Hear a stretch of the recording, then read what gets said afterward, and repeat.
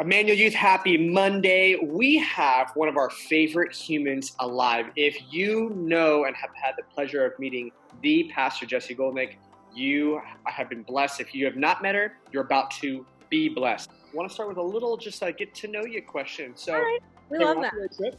We're on a road trip. We're stopping at a gas station. What are you grabbing for a snack at the gas station? All right. Gross. But we really like it. I love sunflower seeds on a road trip. I'm not a baseball person, so maybe if I was like a softball or baseball person, I'd eat sunflower seeds then. But whenever I'm on a road trip, that's what I want. I want sunflower seeds and a Slim Jim. I never want those outside of the vehicle.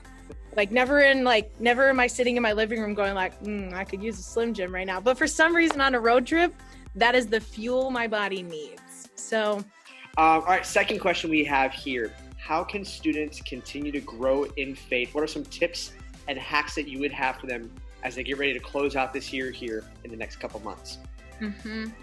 Yeah, I think I'm going to speak to my extroverts at this moment because I am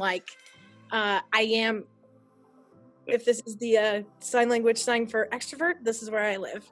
I would say my faith has been pretty severely impacted by being isolated, physically being isolated in seasons where, we had stay-at-home order.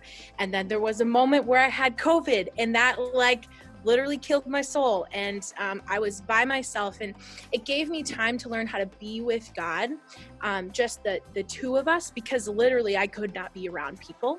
And as an extrovert, that's really difficult because how I feel in moments is definitely based on who's around me. If people are hyping me up, if people are encouraging me, but when it's literally just you alone, you have to kind of figure out where God is outside of just the feels, which is very difficult to do, especially when you're an extrovert. You just live on the feels of other people. And I would say figuring out how to be with God when there's not other people telling you to be with God or encouraging you to, especially when there's a million distractions around. So figure out how you and God can stay connected, but also figuring out how to still stay connected with people, because there's some of you that are watching this right now that maybe you do completely distance learning and you're really not leaving the house as much, or you're not able to come back to youth just yet.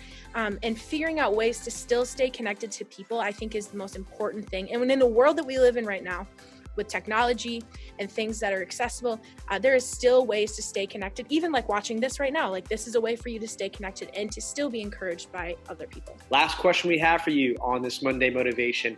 Closing encouragement you have for students this week. Closing encouragements this week. Get out of bed, put deodorant on, put a smile on your face, whether you feel it or not, because it changes everything.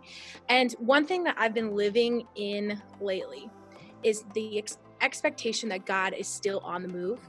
I think when we wake up and we expect that something good is still going to happen, even in the midst of maybe a really dark week, a dark season, especially this situation in this world that we find ourselves in with the election and different things like that, there's a lot of reason to expect the worst. But if we can expect God to move and to do something incredible, that will shift the trajectory of the week. So my thing for you this week, get out of bed, expect good things to happen, and be delightfully surprised when something awesome happens this week.